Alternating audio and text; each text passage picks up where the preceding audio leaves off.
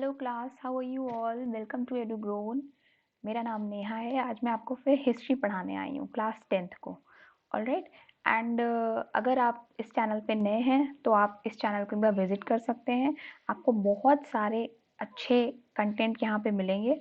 And अगर आप 9th 10th 11th या 12th के स्टूडेंट्स हैं तो आपको सारे पीडीएफ आपके टेलीग्राम पे भी मिल जाएंगे। इसलिए आप इस चैनल को सब्सक्राइब कर लीजिए। एंड फर्स्ट ऑफ ऑल आप चैनल को विजिट कर लीजिए। आपको कमेंट कंटेंट अच्छा लगता है तो आप उसको लाइक कर सकते हैं, शेयर कर सकते हैं अपने फ्रेंड्स के साथ। एंड उसके अलावा आप टेलीग्राम पे फॉलो करके आपके पीडीएफ फ्री ऑफ कॉस्ट ले सकते हैं। ओके, सो अब हम स्टार्ट करने वाले हैं आज अपना chapter making of the global world, term 2, class 10th history. Alright. तो making of a global world, इस चैप्टर में हम पढ़ेंगे कि पूरे ग्लोब में कैसे कैसे चेंजेस आए थे। ओके। एंड पूरे आप वर्ल्ड के बारे में पढ़ोगे, जिसमें सारी इकोनॉमिक चीज़ें भी आप पढ़ेंगे कि कैसे कैसे चेंजेस आए, ग्लोबलाइजेशन की डेफिनेशन पढ़ेंगे। एंड सारी चीज़ें मैं आपको डिटेल में अभी बताती हूँ। तो अभी इंट्रोडक्शन से स्टार्ट करते हैं। ग्लोबलाइजेशन क्या होता है? अगर आप इसको इकोनॉमिक टर्म में सोचो, समझो, तो इसका मतलब ये होता है कि आप ट्रेड, अगर आप ट्रेड करते हो तो आप एक कंट्री से दूसरे कंट्री में जाते हो।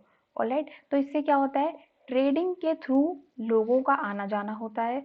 लोग अपनी करेंसी इधर से उधर फ्लो होती है, अपने साथ साथ अपना बहुत सारा ऐसा कल्चर लेके जाते हैं जो एक्सचेंज होता है।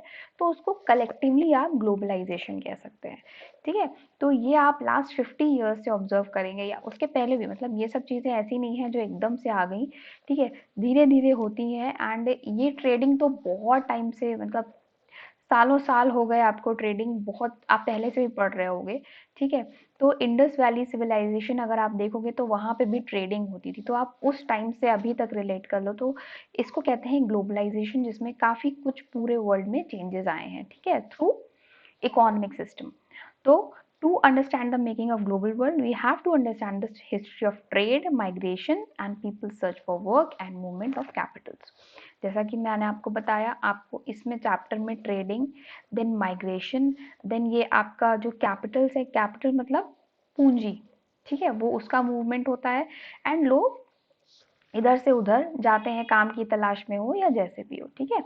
The making of the global world has a long history of trade, migration of people and movement and much else। ठीक। तो अभी आई होप ग्लोबलाइजेशन क्या है वो आपको समझ में आ गया होगा। अब हम चलते हैं pre modern world, modern world से पहले की चीज़। ठीक, पहले लोग क्या करते थे, बहुत ज़्यादा ट्रैवल करते थे। ऑल्दो सोर्सेज नहीं हुआ करते थे, लेकिन फिर भी लोग चाहे वो लैंड के थ्रू या वाटर के थ्रू, हर तरह से बहुत बहुत टाइम लग जाता था एंड लोग ट्रैवल करते थे। तो इसमें क्या था, सबसे ज़्यादा ट्रैवलर्स कौन कौन से होते थे? ट्रेडर्स ट्रैवलर्स होते थे, प्रीस्ट होते थे, ठीक है, पिलग्रिम्स होते थे जो पूजा वूजा के संबंध में जाते हैं। देन अपने साथ वो लोग क्या क्या ले जाते थे, बहुत सारा सामान अपना ले जाते थे, करेंसी अपनी ले जाते थे, एंड साथ साथ में आइडियाज और अपनी स्किल्स भी ले जाते थे, जिससे वो अपनी जो स्किल्स है वो वहाँ जहाँ गए हैं वहाँ पे फैला रहे हैं एंड वहाँ से यहाँ पे लेके आ रहे हैं। तो इस तरह से दोनों इंटरचेंज होते रहते थे। तो अभी हम सिर्फ पॉजिटिव चीज़ें नहीं, हम इसमें जर्म्स एंड डिजीज की बात कर सकते हैं, क्योंकि उस समय एक तो मेडिकल इतना, टेक्नोलॉजी इतनी हाई नहीं थी जिसकी वजह से बहुत जल्दी डायग्नोस हो जाता था या फिर सही भी हो जाता था, ऐसा नहीं था। लोग जर्म्स एंड डिजीज भी बहुत जल्दी फैल जाती थी उस समय पे। ठीक है। Indus valley civilisation was linked with West Asia. Cowries, cowries क्या थी, इसको करेंसी कहते हैं जो कि मालदीव्स में चलती थी। तो इसके बारे में भी है ये आपके मालदीव्स एरिया से, कहाँ से, कॉडीज इज अ करेंसी जो वहां से हम आए, एक टर्म जो शुरू हुआ है, जो मालदीव से स्टार्ट हुआ है। ओके। तो ये सब चीजें थी जो प्री मॉडर्न वर्ल्ड से कनेक्टेड थी। एंड इसमें सबसे मेन इंपॉर्टेंट क्या था, सिल्क रूट था। सिल्क रूट, देखिए जैसे कि आजकल हाईवेज होते हैं, नेशनल हाईवेज आपने अपने इंडिया में सुने हैं, ठीक, इसी तरह से सिल्क रूट होता है। सिल्क रूट से मतलब ये है कि पहले जो था एशिया, एशिया में जैसे चाइना, ठीक है, चाइना, अमेरिका, ये सारे एक ऐसे लिंक्ड थे। ठीक है, इनका एक लिंक था, एक रूट था जिसमें आप सिल्क रूट के वर्ड से ही समझ जाओगे कि इसमें सिल्क जो रेशम होता था उसकी ट्रेडिंग होती थी इस रूट से, तो इसीलिए इसको सिल्क रूट कहा जाता है, जो कि अमेरिका टू चाइना आप मान सकते हो कि वो वहां तक कनेक्टेड था।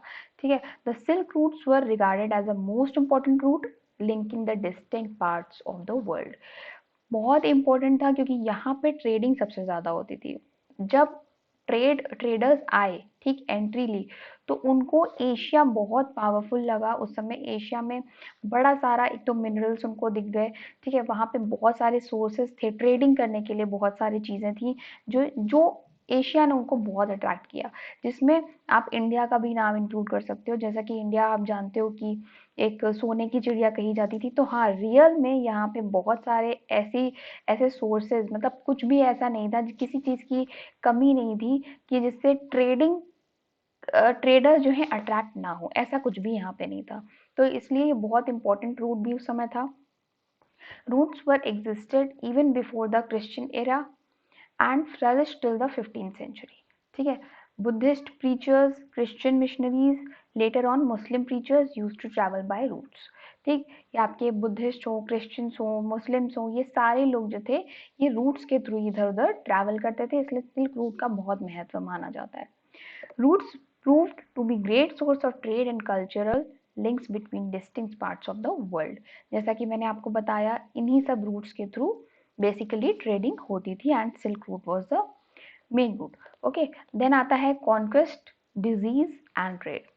16th सेंचुरी में क्या था कि जो सेलर्स थे, जो ट्रेडर्स थे, उनको एशिया और अमेरिका उन्होंने डिस्कवर किया सी के रास्ते, मतलब जब ट्रैवल करते, क्योंकि उन लोगों, भाई पहले के लोगों को, अभी भी वैसे लोगों को काफी पसंद आता है ट्रेड, घूमना फिरना, ट्रैवलिंग करना। तो एक होता है कि लोगों को घूमने का शौक था, तो उसी में आपने सुना है कि कोलंबस ने अमेरिका की खोज कर ली थी। ठीक है, घूमते घूमते उसको मिल गया था। पहले उसने, कोलंबस ने गलती से मतलब एक अमेरिका की खोज की थी, वो उसको कहता था इंडिया है। ठीक है, तो इस तरह से अमेरिका की खोज हुई। तो इंडियन सब कॉन्टिनेंट था, वो भी इसी तरह से पाया गया। एंड यहाँ पे जब ट्रेडर्स आए तो उन्होंने उन्होंने यहाँ पे ट्रेडिंग करी एंड अपने यहाँ के कस्टम्स, अपने यहाँ के नॉलेज को वहां से यहाँ लाया और यहाँ से वहां ले गए। अभी आप जैसे फॉर एग्जांपल देखोगे कि बहुत सारा फूड ऐसा होता है जो पहले के ज़माने में जो ये आलू है, पोटैटो है, टमाटो है और पीनट्स हैं, ये सब कोई नोन चीज़ नहीं थी, ये ज़्यादातर लोगों को नहीं पता था। बट धीरे-धीरे क्या होता है कि आविष्कार होते हैं, आविष्कार इन द सेंस जब लोग इधर-उधर घूमते हैं, टहलते हैं, तो उनको चीज़ों की नॉलेज बढ़ती है। ठीक है? इसी तरह से जब आप नूडल्स खाते हो, तो नूडल्स एक तरह से चाइनीज डिश है। ठीक है, स्पेगेटी ये वहीं से आई है। पास्ता, ठीक है, माना जाता है ये अरब से आया है। तो इस तरह से अब आप इंडिया में भी ये सब चीजें खा लो, बट इनका ओरिजिन क्या है? ओरिजिन इनका दूसरी दूसरी कंट्रीज है। ऑलराइट, हमारे यहाँ क्या होता था, हमारे यहाँ मसाले वसाले पाए जाते थे, सब्जियां थी, ये सब था। लेकिन हमने जो ये रेडी टू ईट फूड देखा, ये हमने बेसिकली बाहर से ही अडॉप्ट किया। ठीक है, तो इसी तरह से इट्स जस्ट एन एग्जाम्पल, ठीक, कि कैसे ट्रेडिंग के थ्रू या अपनी जो चीज़ें होती हैं, वो खाने का हो या फिर आपके कल्चर हो, ये कैसे एक्सचेंज होते रहता है सब कंट्रीज में, सारे रीजन्स में, ऑल ओवर द वर्ल्ड। ठीक है, इस तरह से आया। उसके बाद क्या था? After the discovery of America, its vast lands and abundant crops and minerals began transform trade and lives everywhere. ठीक, अमेरिका बहुत टाइम तक जब उसकी खोज ही नहीं हुई थी, तो वहां पे क्या था, बहुत सारा ऐसा ऐसा खेती करने लायक वहां पे लैंड था। ठीक है, जो एबंडेंट पड़ा हुआ था, तो उसको यूज किया गया, उसको यूटिलाइज किया गया। वहां पे ट्रेड बढ़ा, वहां पे लोगों का आना जाना बढ़ा एंड वहां की चीजों को धीरे धीरे से कंज्यूम करना शुरू किया जाने लगा था। ठीक है, precious metals, particularly silver from mines located in Peru। Peru से माइंस, सिल्वर की माइंस पाई गई थी। ठीक, Mexico enhanced Europe's wealth and financed its trade with Asia. तो मैक्सिको एंड पेरू ऐसी जगह थी जहाँ पे बहुत सारा मेटल, प्रेशियस मेटल मिला था, लाइक सिल्वर। एंड मैक्सिको में बहुत सारी ऐसी चीजें मिली थी जिसमें ट्रेड करके यूरोप जो था बहुत फ्लरिश करने लग गया था उस समय पे। ठीक है, तो आई होप अभी तक का क्लियर होगा। देन आता है कि Portuguese and Spanish conquest colonisation of America was underway. अब जैसे जैसे ट्रेडिंग बढ़ती है, लोगों में क्या होता है मोस्टली, या पहले के टाइम पे क्या होने लग गया था कि हम यहाँ पे ट्रेड कर रहे हैं, हम ट्रेड करने आए हैं। अब लोग एक्सपेंड करना चाहते हैं अपना, मतलब हम कहीं गए हैं तो हम वहाँ पे पूरा कब्जा, पूरा कंट्रोल ये चाहते हैं। तो उस समय पे यही होता था, और इसी वजह से तो आजकल आप भी देख रहे हो कि कैसे कैसे कंट्रीज पैर पसारने लग जाती हैं। जैसे चाइना है, उसको अभी इंडिया भी चाहिए, उसको पाकिस्तान भी चाहिए। इस तरह से ये बहुत पहले से चला आ रहा है। ठीक है, आपने ट्रेडिंग तो करी, अब आपको वहाँ पे कॉलोनीज ही बसानी है, आपको वहाँ के लोगों को कंट्रोल करना है, आप वहाँ पे टैक्स नहीं पे करना चाहते बिकॉज वो आपकी जागीर बन गई है। ठीक है, तो इस तरह से पोर्टुगीज और स्पेनिश जो आए थे, उन्होंने अमेरिका को कैप्चर करने की कोशिश की थी। The most powerful weapon of the Spanish conquerors was not a conventional military weapon, but germs of smallpox which they carried. अब यहाँ पे सिर्फ गोला बारूद बंदूक की बात नहीं हो रही है। यहाँ पे जो स्पेनिश थे, उन्होंने बहुत पावरफुल वेपन यूज किया था, that is small pox. It's a germ जो कि बहुत खतरनाक भी होता है। कभी कभी आपको पता ही होगा स्मॉल पॉक्स के बारे में। ठीक है, एंड मीजल्स कहते हैं आई थिंक उसको, दूसरा दूसरा नाम आई थिंक यही होता है। ओके, तो वो अपने साथ लेके आए, क्योंकि स्पेनिश जो स्पेन में ये होता रहता था, तो वहाँ के लोगों की जो थी इम्यूनिटी काफ़ी स्ट्रांग हो गई थी इसको लेकर के। बट अमेरिका एक टाइम पे बहुत बिल्कुल एबंडेंट था, और वहाँ पे लोगों का आना जाना नहीं था। वहाँ के जो लोग रहते थे वो भी इतने ज़्यादा इम्यून नहीं थे, ना ही उनको इस नई बीमारी का कुछ भी पता था। ठीक है, तो उनके इम्यूनिटी लेवल तो बहुत ही कम था। तो जब ये लोग वहाँ पे गए तो अमेरिका में ये एक तरह से बुरी तरह फैल गया। ओके, जब ये वहाँ पे फैला तो बहुत बड़े लेवल पे लोग मरने लग गए थे। इनफैक्ट काफ़ी नुकसान अमेरिका में इस वजह से हो गया था। गोली बारूद बंदूक होगी तो लोग फिर भी छीन के वापस से हमला कर सकते हैं, बट बीमारी जिसकी कोई जिसकी कोई इलाज ही ना हो, तो उस पर मरने के अलावा तो कोई ऑप्शन रह ही नहीं जाता। तो अमेरिका के साथ उस समय अमेरिका के लोगों के साथ यही हुआ था। America's original inhabitants had no immunity against such type of disease।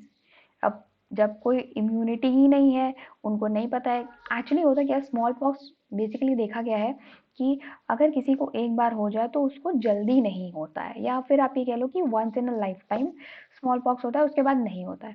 लेकिन अगर होता है एंड आप उसका इलाज नहीं करो तो मोस्टली लोग मर भी जाते हैं। तो अमेरिका के साथ ऐसे ही था, जब उधर तो हो गया था सबको, तो इम्यून हो चुके थे, इधर इन लोगों को नहीं हुआ था, तो ये लोग बहुत परेशान हो गए। अमेरिका में काफ़ी डेथ इस वजह से हो गई थी।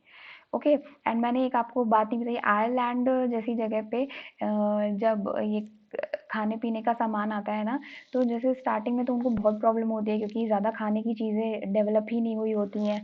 तो जब ये लोग को आलू इंट्रोड्यूस होता है, ठीक है, लेट 1800 में आप देखोगे, तो इनको जब आलू पता चलता है कि पोटैटो यूज़ किया जा सकता है, तो ये लोग बहुत एक्साइटेड हो जाते हैं। वहाँ के लोग इतने ज़्यादा डिपेंड हो जाते हैं पोटैटो पे कि जब एक बार फसल खराब हो जाती है किसी वजह से वहाँ की, तो मोस्टली वहाँ का आलू खराब हो जाता है, फसल खराब हो जाती है, तो वहाँ के लोग मरने तक लग जाते थे। ठीक है, इतने ज़्यादा वो लोग आलू पे डिपेंड हो चुके थे, इतना ज़्यादा उन्हें पसंद था। ठीक, तो मैं आपको पहले के इसमें शायद मैं बताना भूल गई थी, इसलिए मैंने आपको बीच में ऐड किया। ओके, तो इस तरह से वो आलू वाली बात तो खैर दूसरी है। ठीक, वो दूसरी चीज़ है।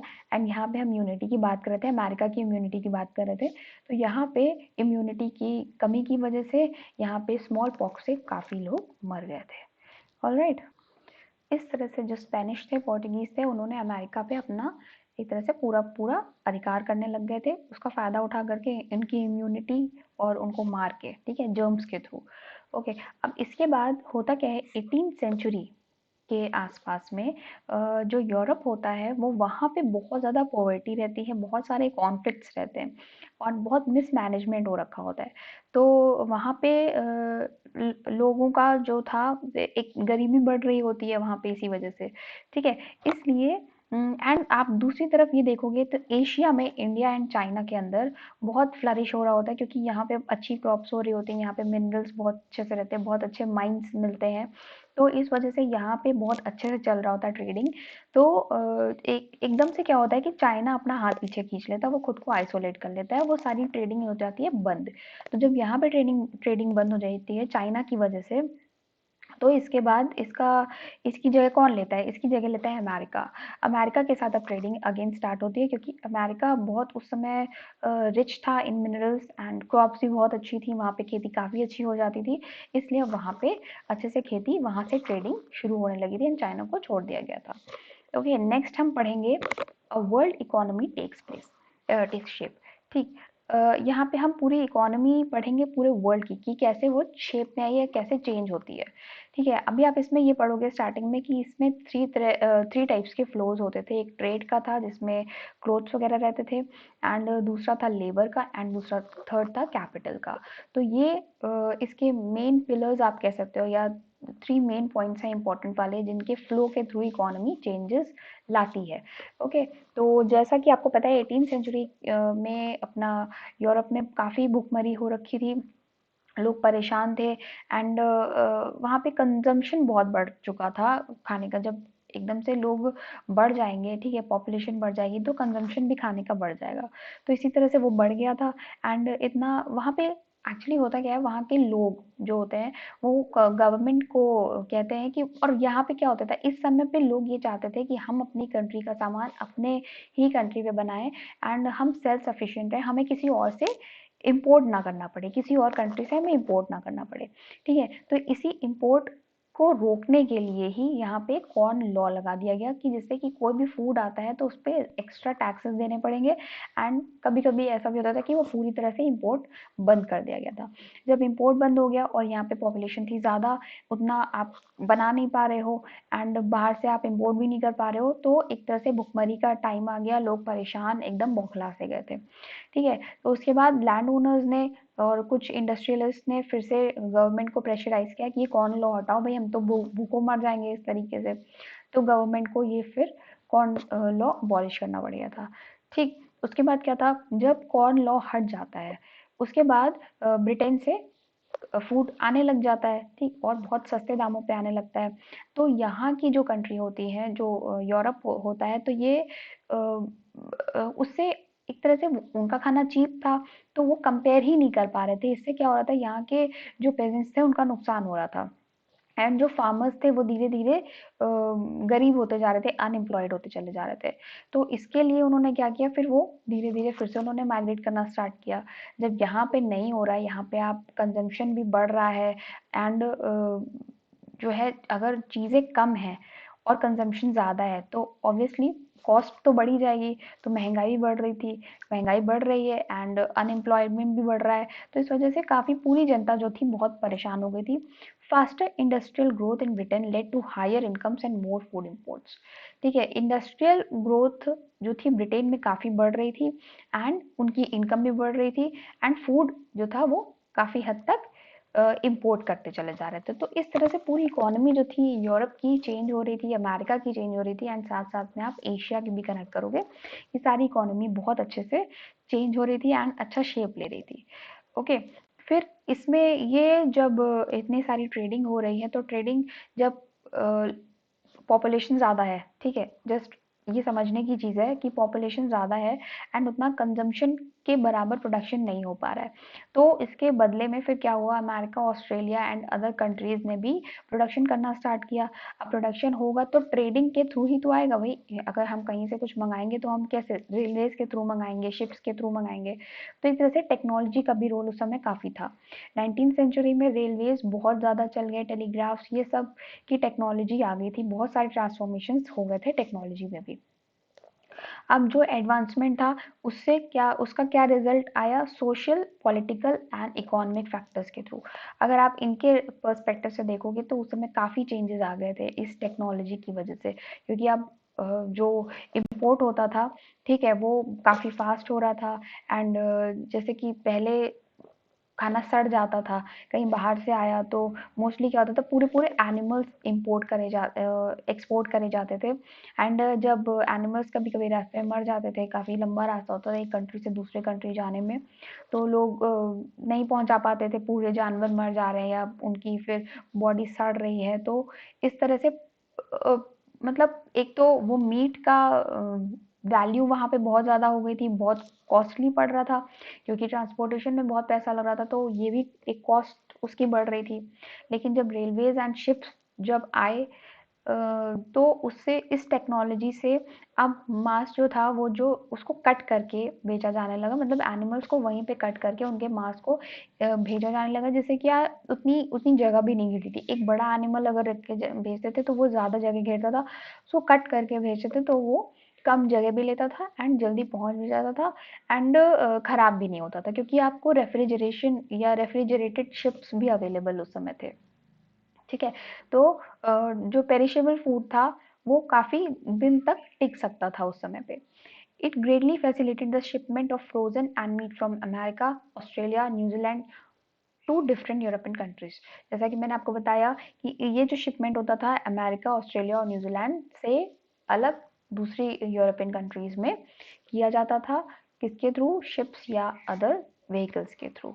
तो इस तरह से काफ़ी समय भी बचता था और चीज़ें एक अच्छे फॉर्म में दूसरे कंट्रीज में पहुंच पाती थी। और उसकी जब आप ये भी समझो कि जैसे कि जब बहुत अच्छे से कोई चीज़ जा रही है, ओके, वेल उसमें कोई जम्प्स नहीं है, कुछ खराब नहीं हुआ है एंड बहुत इजीली जा रहा है, बहुत जल्दी जा रहा है, तो ट्रांसपोर्टेशन में भी पैसा कम लग रहा है, तो वहां पे जाके मीट की कॉस्ट भी कम हो गई थी। एक टाइम पे जब पूरा एनिमल जाता था तो मीट बहुत महंगा जाता था, फिर जब धीरे धीरे ये टेक्नोलॉजी आई तो उससे मीट की कॉस्ट काफी कम हो गई थी।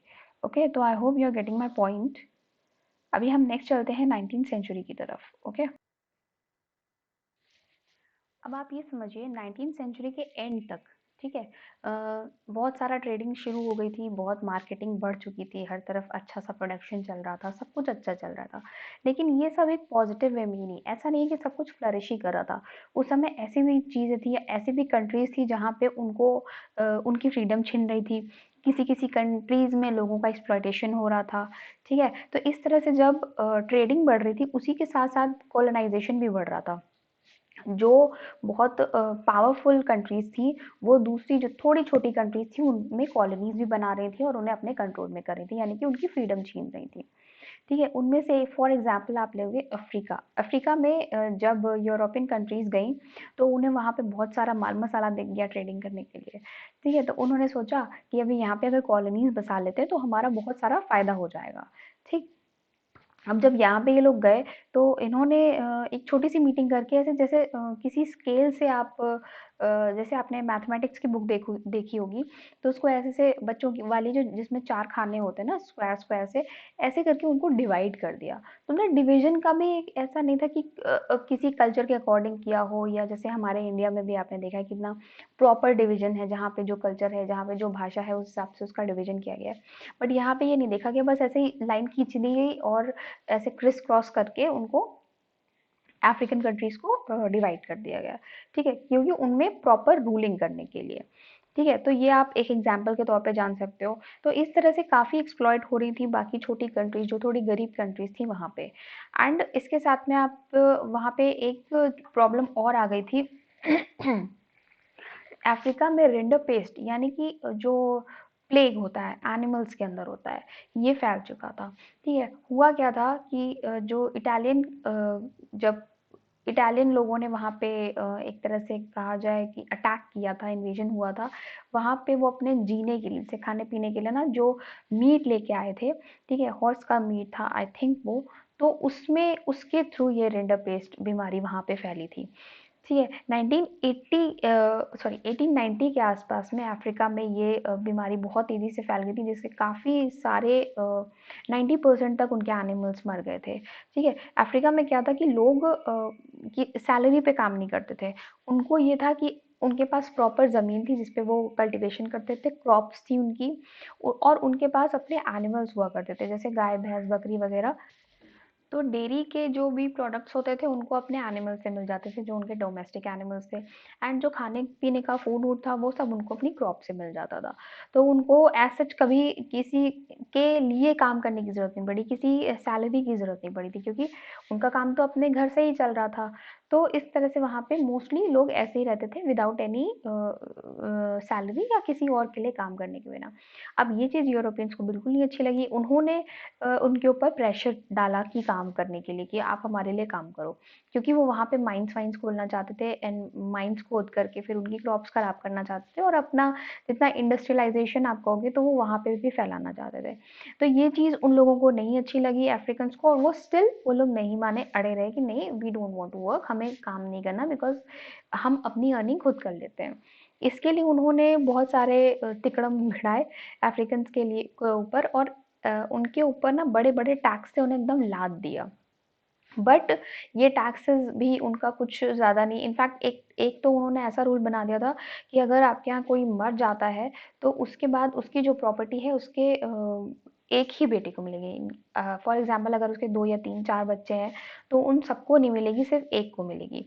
तो इस तरह से बाकी सब अनएम्प्लॉयड हो जाएंगे, और वो फिर उनको अर्न करने के लिए कहीं ना कहीं तो काम करना ही पड़ेगा। तो इस तरह के रूल्स उनके ऊपर लगाए गए थे, ठीक है। एंड इस वजह से वहाँ पे काफ़ी डिस्टर्बेंस का माहौल हो गया था, दैट टू अब वहाँ पे रेंडर पेस्ट नाम की एक बीमारी आ गई थी, जिससे वहाँ के बहुत सारे एनिमल्स मर गए। एंड जब उनके एनिमल्स मर गए तो एक तरह से उनका पूरा पूरा जो बेस था अर्निंग का वो ख़त्म हो गया। उसके बाद अफ्रीकन्स को बहुत परेशानी हुई, एंड उसके बाद में ये यूरोपियंस ने उनको काम करने के लिए बहुत फोर्स किया गया, एंड उनको एक तरह से कभी कभी तो उनका अपहरण तक कर लिया गया था काम करने के लिए। तो इस तरीके से 19th सेंचुरी के एंड में अफ्रीका में हुआ, और इस तरह से वहाँ पे बीमारियाँ फैली। ऑलराइट, अभी 19th सेंचुरी में हमने अफ्रीका की बात कर ली है, ठीक है। अब हम इंडिया की बात करने जा रहे हैं। 19th सेंचुरी में economic, political, social, cultural and technological factors interacted in complex ways to transform societies and reshape external relations, ठीक है। अब चाहे इकोनॉमिकल हो, पॉलिटिकल हो, सोशल हो, कल्चरल हो, ये सारे फैक्टर्स जो थे वो कॉम्प्लेक्स वे में ट्रांसफॉर्म कर रहे थे, किसको, एक्सटर्नल रिलेशंस को एंड सोसाइटीज को। ओके, इसमें क्या था, endangered labour migration from India. अब इंडेंचर्ड मतलब क्या होता है, इंडेंचर्ड मतलब होता है कि किसी से बॉन्ड साइन करवा के या किसी से ज़बरदस्ती काम करवा के, बॉन्डेड लेबर आप कह सकते हैं। एक पर्टिकुलर पीरियड ऑफ मतलब वर्किंग होती है उनकी, एक पर्टिकुलर टाइम तक उन्हें करना होता है वो काम, ठीक है। Indentured labour means bonded labour under contract to work for an employer for a specific amount of time, ठीक है। एक स्पेसिफिक टाइम तक एक बॉन्डेड लेबरर होता है जिसको एक कॉन्ट्रैक्ट साइन करना होता है, वो उतने टाइम तक काम करता है। It brought higher income for some, poverties for others.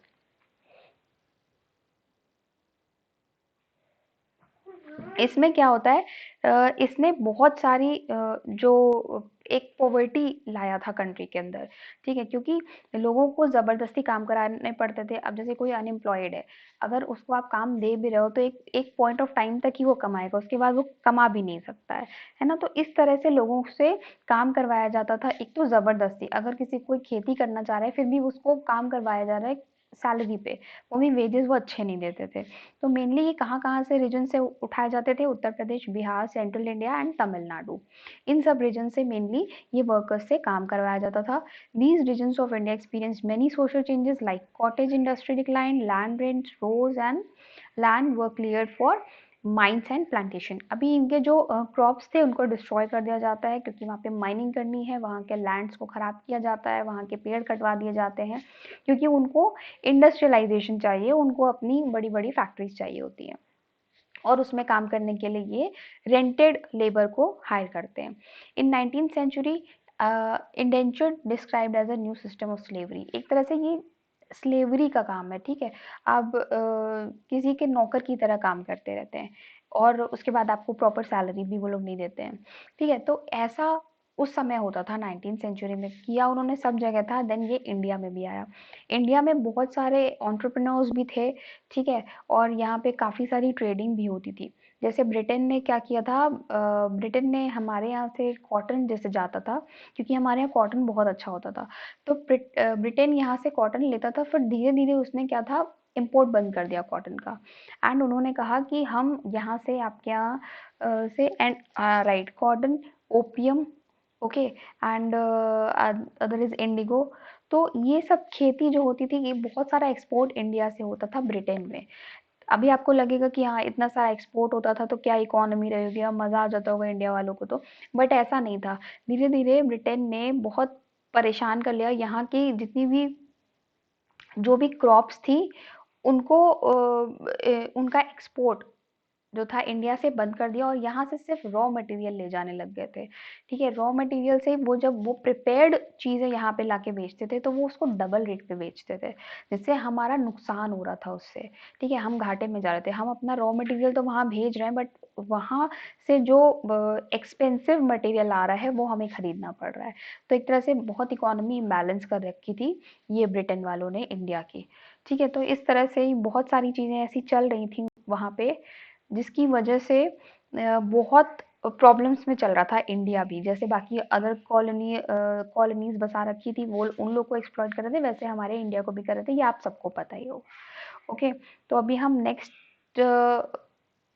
पे चलते हैं। The topic is in the inter war economic. Okay, the inter war economic में हम पढ़ेंगे कि जो फर्स्ट वर्ल्ड वॉर हुआ था वो मेनली यूरोप में हुआ था। ठीक है, उसके आपको पता है एक पावर थी अलाइड पावर, एक थी सेंट्रल पावर। अलाइड पावर में जो उसमें जीत थे वो अलाइड पावर वाले थे। ठीक है, सेंट्रल पावर में आपके जर्मनी, ठीक है, एंड यूएसए आप याद रखिएगा 1917 में ऐड हुआ था सबसे लास्ट में। ठीक है, और ये ब्रिटेन था, और आपका फ्रांस था, ये सब, और आपके अलाइड पावर में ऑटोमन एम्पायर एंड एवरीथिंग, ये सारी कंट्रीज थी। तो बेसिकली यहाँ पे फर्स्ट वर्ल्ड वॉर की बात हो रही है कि जब वॉर हुआ तो उसके बाद एंड उसके ड्यूरिंग द वर्ल्ड वॉर क्या क्या चीजें हुई थी। During this time the world experienced economic political instability and other miserable Wars. जो जो आपकी फर्स्ट वर्ल्ड वॉर हुई थी उसके बीच में काफ़ी एक तो सारी जो कंट्रीज थी वो आपस में लड़ाई करती हैं। तो जो ये वॉर होती है, वॉर कभी भी पॉजिटिव तो होती नहीं है। कहीं भी आपने किसी भी वॉर में देखा नहीं होगा कि उसके कुछ पॉजिटिव इम्पैक्ट होंगे, ऐसा नहीं है। जब भी वॉर होती है तो उससे दोनों कंट्रीज को ही नुकसान होता है, और सबसे ज़्यादा होती है इकोनॉमिकली प्रॉब्लम्स। इकोनॉमिक हो पॉलिटिकल हो, दोनों में इम्बैलेंस हो जाता है, इंस्टेबिलिटी आ जाती है।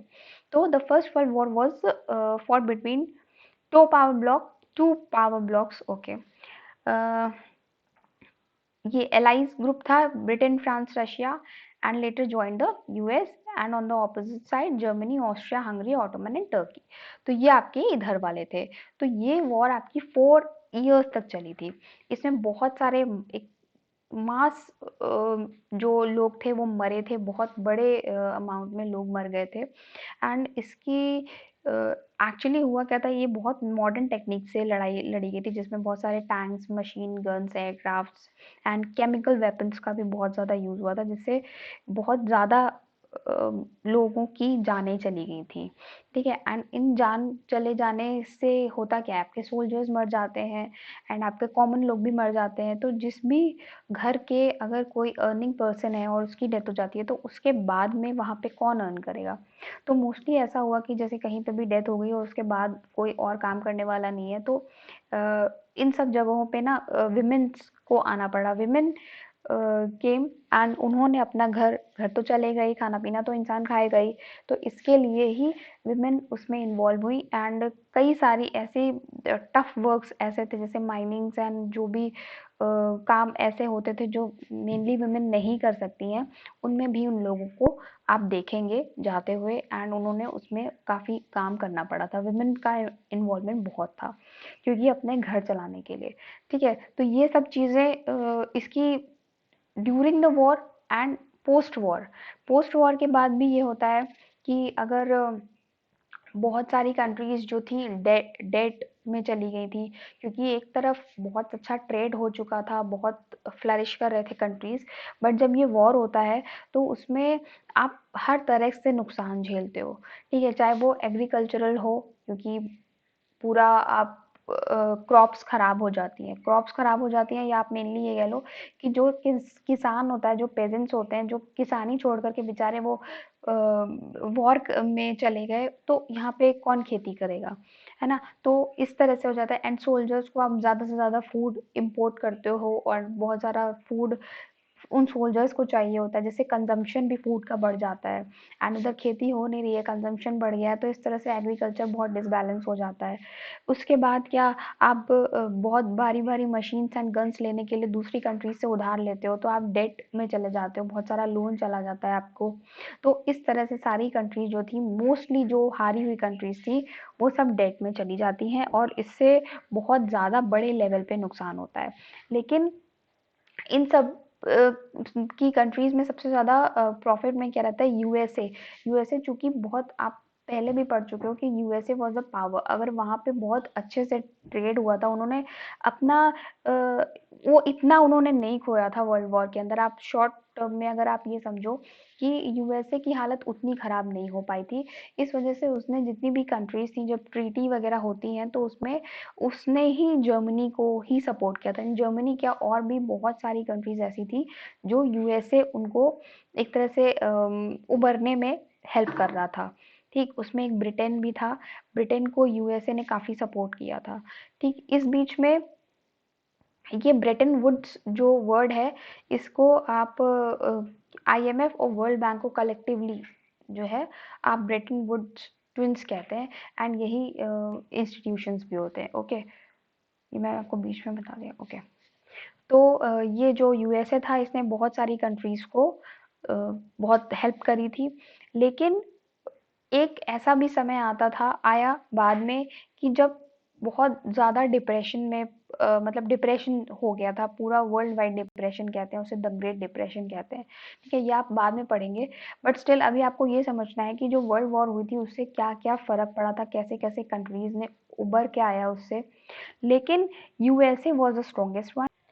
तो द ग्रेट डिप्रेशन ये कैसे आता है?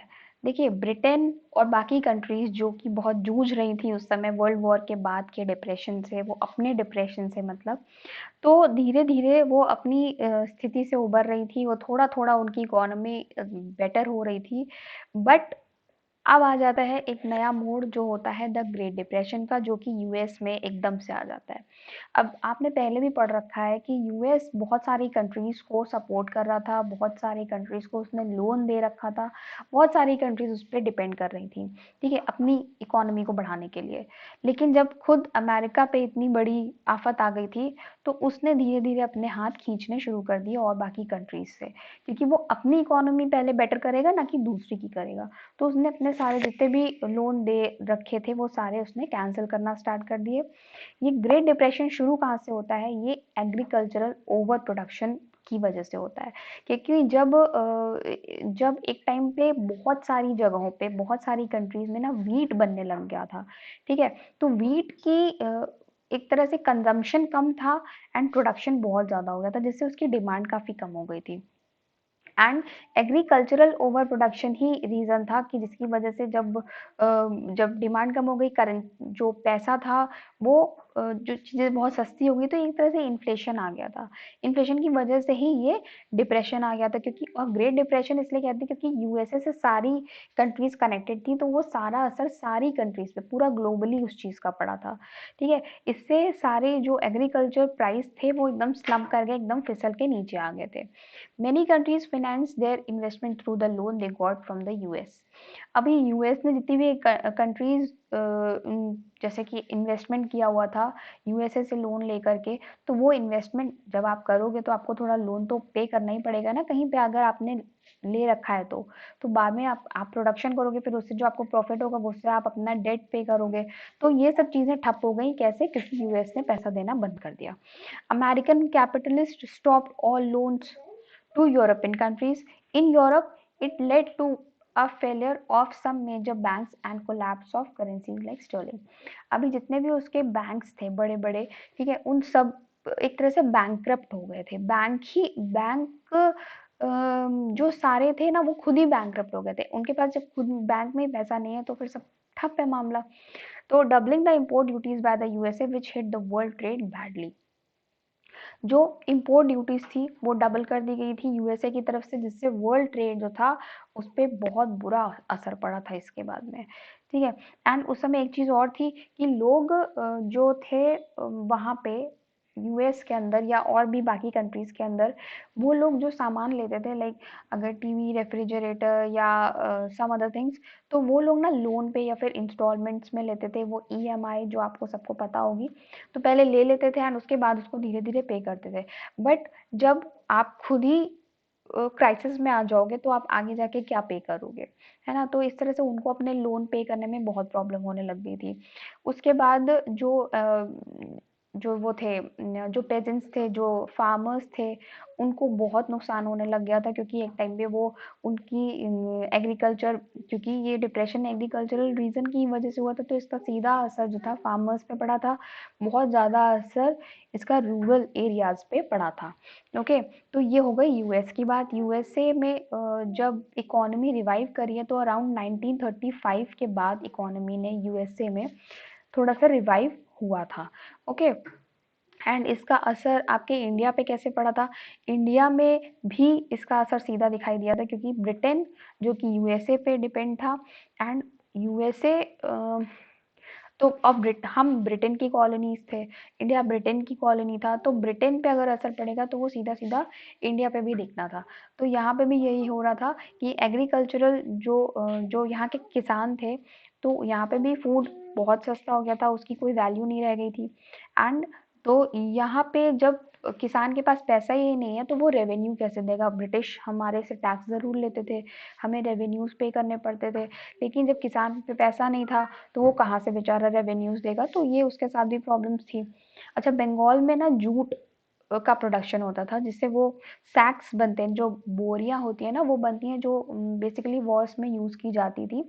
तो जब वॉर्स खत्म हो गए, तो उन सैक्स का काम खत्म हो गया, तो वो सारे जूट के बोरे भी प्रोडक्शन बेकार हो गया उनका। एंड इतना सारा उन्होंने जब उसमें रॉ मटेरियल लगाया, उनका पैसा लगा, एंड वो अब किसी काम का नहीं रह गया था।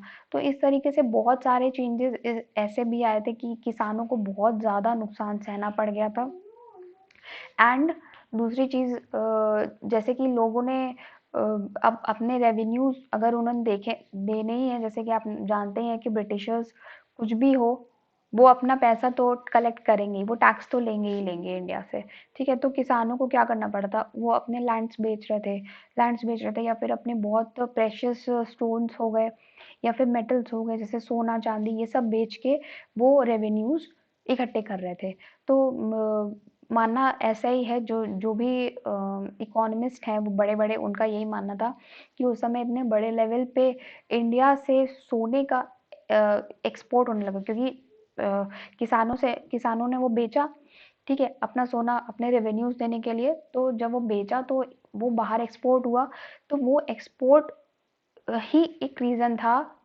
अनदर रीजन वाज कि जिससे डिप्रेशन से जो था पूरी इकोनॉमी बाहर आने में उसे हेल्प मिली थी। ओके। इन यानी कि इन शॉर्ट, आपके इंडिया से, हमारे इंडिया से ही जो सोना बाहर गया या जो भी मेटल्स बाहर गए, उसके थ्रू डिप्रेशन से हम उबर पाए थे, या पूरा समझ लीजिए ग्लोबली वो डिप्रेशन से उबर पाया था सारी कंट्रीज। तो इंडिया का उसमें बहुत बड़ा हाथ था, बहुत बड़ा साथ था एंड सपोर्ट था कि डिप्रेशन से पूरी कंट्रीज को बाहर निकालने में। ओके। तो I hope you are getting my point, and अब आपको समझ में आ गया होगा what the great depression is. Okay. अभी वर्ल्ड वॉर वन खत्म हो गया था, लेकिन लोग सुधरे नहीं थे, कंट्री सुधरी नहीं थी। अभी उन्होंने वर्ल्ड वॉर टू की बात करते हैं। ठीक है। वर्ल्ड वॉर टू जब होता है, तो उसमें भी एक एलाइड पावर होती है, एक सेंट्रल पावर होती है, जिसमें एलाइड पावर में यूएसए, यूएसएसआर, ब्रिटेन, ठीक है, फ्रांस, ये सब रहते हैं। तो जब वर्ल्ड वॉर होता है, वर्ल्ड वॉर सेकेंड की बात हो रही है, तो सेकेंड वर्ल्ड वॉर में भी मिलियंस ऑफ पीपल डाइड। बहुत सारे लोग मर जाते हैं, बहुत सारा फिर से वही सब शुरू होता है, डिस्ट्रॉय एंड सब सब कुछ खत्म हो जाना। एंड वहाँ पे क्या आप इमेजिन भी नहीं कर सकते, क्योंकि वर्ल्ड वॉर सेकेंड में तो ये खत्म ही ऐसे होती कि जब जापान और अमेरिका अमेरिका ने जब जापान के ऊपर न्यूक्लियर वेपन से हमला कर दिया था, ऊपर से बॉम्ब गिराया, एंड नागासाकी हिरोशिमा वाला केस तो आप सबको पता होगा। तो इस तरह से बहुत बड़ा एक नुकसान जापान ने झेला और सालों तक झेलता रहा वो उसको। उसके बाद जाके वर्ल्ड वॉर 2 खत्म होती है, ठीक है? एंड वर्ल्ड वॉर 2 खत्म होने के बाद उसको फिर से इकोनॉमी रिवाइव करने की बात आ जाती है। तो उसके लिए ब्रेटन वुड्स इंस्टीट्यूशंस आप पढ़ेंगे। इसमें क्या था, ये जो एक्सटर्नल सरप्लसेस थे, क्योंकि उस समय भी बहुत सारे ऐसे लैंड्स लिए गए थे, बहुत सारे उधार लिए किसी कंट्री ने किसी से, एंड अपनी इकोनॉमी को सुधारने के लिए। तो ये सब चीज़ें सुधारने के लिए, ये सब रिवाइव करने के लिए ब्रेटन वुड्स इंस्टीट्यूशंस आए।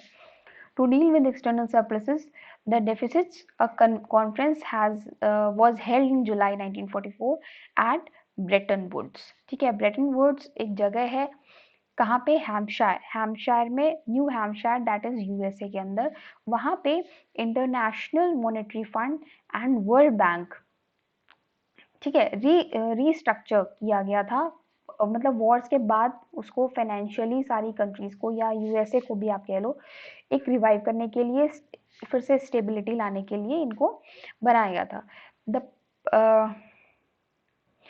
The pass Okay, the post-war international economic system is known as Bretton Woods system। मैं आपको पहले बता चुकी हूँ।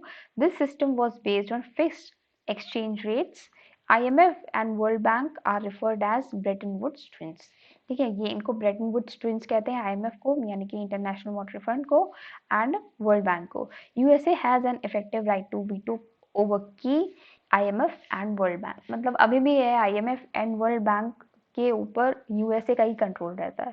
ठीक है, तो ये इनका एक तरह से बनाई गई, चूंकि सारी कंट्रीज को फिर से रिवाइव करना था, सारी इकोनॉमी फिर से बेटर करनी चाहिए थी, इसके लिए इनको बनाया गया, जिससे कि इंडिया को भी फायदा मिला एंड ब्रिटेन को भी फायदा मिला एंड और अदर कंट्रीज को भी इससे फायदा मिला था। ठीक है, अब इस वर्ल्ड वॉर के बाद डीकोलोनाइजेशन भी शुरू हो गया। ठीक, 1950 तक बहुत सारी कंट्रीज को, जिस जिस कंट्रीज की जहाँ जहाँ भी कॉलोनीज बनी हुई थी, इन्होंने धीरे धीरे छोड़ना शुरू कर दिया। अपने इंडिया को भी 1947 में आज़ादी मिल गई, आपको पता ही है, ब्रिटिश वापस चले गए थे। तो हम जो ये G77 करके एक ग्रुप बनाया गया था, जिसमें इस ग्रुप का कहना ये था कि हमें आईएमएफ और वर्ल्ड बैंक से कोई लेना देना नहीं है, हमें एक ग्रुप ऐसा चाहिए, न्यू इंटरनेशनल इकोनॉमिक ऑर्डर। ठीक है, उन्होंने इस चीज़ की डिमांड करी थी, तो जिससे वो अपने आप को फिर से ऑर्गेनाइज कर पाए। ठीक है, फिर से सारी चीज़ें, जिसमें वो ऐसा सिस्टम चाहते थे जिसमें इसमें उनको डेवलपमेंट असिस्टेंस मिले, थोड़े फेयर प्राइसेस मिले रॉ मटेरियल्स के ऊपर, एंड जितने भी मैन्युफैक्चरिंग हो रही है, जो भी गुड्स आ रहे हैं, उसके लिए उनको मार्केटिंग करनी की जगह मिले, यानी कि उनको ट्रेडिंग की स्पेस मिलनी चाहिए। तो ये सब चीज़ें उनको उम्मीद थी कि न्यू इंटरनेशनल इकोनॉमिक ऑर्डर अगर आएगा तो उसको इससे ये चीज़ मिल पाएगी। ठीक है, तो सारी चीज़ें, जितनी भी डेवलपिंग कंट्रीज थी जो उस समय मोस्टली अपनी वो डीकोलोनाइज हुई थी जस्ट, तो वो ऑब्वियसली जब हमारे यहाँ भी ब्रिटिश आए थे तो उन्होंने हमें बिल्कुल खोखला कर दिया था, इंडिया को बिल्कुल खा ही गए थे वो लोग दीमक की तरह, हमारे पास कुछ भी नहीं बचा था। वो चाहे एग्रीकल्चर हो, चाहे वो आपकी इंडस्ट्री हो, फैक्ट्रीज हो, सब में सब दीमक की तरह खा गए थे, तो हमारे पास कुछ नहीं बचा था। इसलिए हमें किसकी चाहिए थी? सपोर्ट चाहिए था, कोई इंटरनेशनल ऑर्गेनाइजेशन ऐसी हो कि जो हमारी इकोनॉमी को रिवाइव करने में हमारा सपोर्ट करे। तो इसी तरह हमारे इंडिया की तरह बहुत सारी ऐसी कंट्रीज थी जो डीकोलोनाइज हुई थी और उन्हें भी इस तरह के सपोर्ट की जरूरत थी, तो उस इसके लिए न्यू इंटरनेशनल इकोनॉमिक ऑर्डर आया था, दैट इज NIEO। ओके, अब आपको पता होगा 1970 से 1990s तक की बहुत इकोनॉमी बहुत अच्छी नहीं थी। ठीक है, उस समय बहुत जो नई कंट्रीज थी जो डीकोलोनाइज हुई थी, उनकी हालत अच्छी नहीं थी, अनएम्प्लॉयमेंट बहुत ज़्यादा बढ़ गया था, एंड वहाँ पे जो पॉलिटिकली हो या इकोनॉमिकली हो, वो कंडीशंस उतनी बेटर नहीं थी। ठीक है, एंड चाइना का भी आपने पहले पढ़ा है कि चाइना अपनी इकोनॉमी को उसने रोक लिया था, मतलब जो इम्पोर्ट एक्सपोर्ट वो दूसरी कंट्रीज के साथ करता था, उसने अपने आप को आइसोलेट कर लिया था और वो किसी के साथ अब कोई भी किसी तरीके का ट्रेडिंग नहीं कर रहा था। बट नाउ जब ये सब हो गया, वर्ल्ड वॉर्स हो गई, उसके बाद डीकोलोनाइजेशन हो गया, तब चाइना ने वापस से अपनी कंट्री को रिवाइव, अपनी इकोनॉमी को रिवाइव करने के लिए फिर से ट्रेडिंग करना स्टार्ट की with other countries and wages were very low. जब चाइना में वेजेस बहुत कम हो गई थी, ठीक है, तो उस समय चाइना को ये लगा कि अगर अब भी एक्सपोर्ट इंपोर्ट नहीं शुरू किया तो इकोनॉमी कभी भी रिवाइव नहीं कर पाएगी। तो इससे धीरे धीरे उन्होंने एमएनसीज को इन्वेस्ट करना स्टार्ट किया। जितनी भी बाहर की कंट्रीज थी उन्होंने, जैसे यूएसए वगैरह हैं, वहाँ से एमएनसी यानी मल्टीनेशनल कंपनीज वहाँ पे इस्टेब्लिश होने लग गई, वहाँ पे इन्वेस्टमेंट्स होने लग गए। आपको ये पता होना चाहिए कि हमारे इंडिया में भी बहुत सारी एमएनसीज हैं, ठीक है, एंड लेकिन सबसे पहले स्टार्टिंग अगर एशिया में कहोगे तो एमएनसीज इस्टेब्लिश चाइना में ही सबसे पहले हुई थी, ठीक है। तो इस तरह new economy policy of China back into the fold of world economy. World economy में चाइना अपनी इकोनॉमिक पॉलिसी को फिर से गेन करने लग गया था। ओके, एमएनसीज के बारे में है, multinational corporations are large companies that operate in several countries at the same time. MNCs वो होती हैं जो हर जगह पे होती हैं, बट उनका मेन ऑफिस जो होता है वो आपके उस कंट्री से बाहर किसी विदेशी कंट्री में होता है, ठीक है। The world wide spread of MNCs was a notable feature in 1950s and 1960s as US business expanded worldwide. Mostly US के ही आप एमएनसीज देखोगे जो 1950s से 60s के बीच में पूरा वर्ल्ड वाइड स्प्रेड हो चुकी थी। High imports tariffs imposed by different governments forced MNCs to locate their manufacturing units. ठीक है, अब बहुत टैरिफ्स, हाई इम्पोर्ट्स टैरिफ्स भी इम्पोज कर दिए गए थे गवर्नमेंट के द्वारा। अब ये ऐसा करने से ही क्या होगा कि आप रेवेन्यू बढ़ाने के लिए ही ये सारे टैरिफ्स इम्पोज किए गए थे। तो कंक्लूजन क्या निकलता है लास्ट में कि last 2 decades the economy of the world has changed a lot as countries like China, India, Brazil have achieved rapid economic development। और इस तरीके से इंडिया, ब्राज़ील एंड चाइना, जो कि उस समय कॉलोनाइज कंट्रीज थी, जो अपनी इकोनॉमी को रिवाइव करने में लगी हुई थी, जिनको फिर से एक तरह से अपने पैरों पे खड़ा होना था, तो इन एमएनसीज के थ्रू, या आप ये कह लो कि अपने अभी इसके पहले जो भी इंटरनेशनल फैक्टर्स थे जिसमें इंटरनेशनल इकोनॉमिक ऑर्डर थे, इन सब के थ्रू अपनी पूरी कंट्री को फिर से रिवाइव किया। इकोनॉमिक स्टेबिलिटी लाने में यूएस का बहुत बड़ा योगदान भी रहा। एंड अब जाकर के आप देख सकते हैं कि पूरा ग्लोबली बहुत अच्छे से सारी कंट्रीज डेवलप हो चुकी हैं। ऑलराइट, तो I hope now you are getting the whole chapter. अभी आपको समझ में आ गया होगा, but in case you have any doubt तो प्लीज़ आप पूछिएगा मुझसे, एंड इसके क्वेश्चन आंसर्स के साथ आपको मिलूंगी नेक्स्ट टाइम नेक्स्ट पार्ट में। Thank you so much.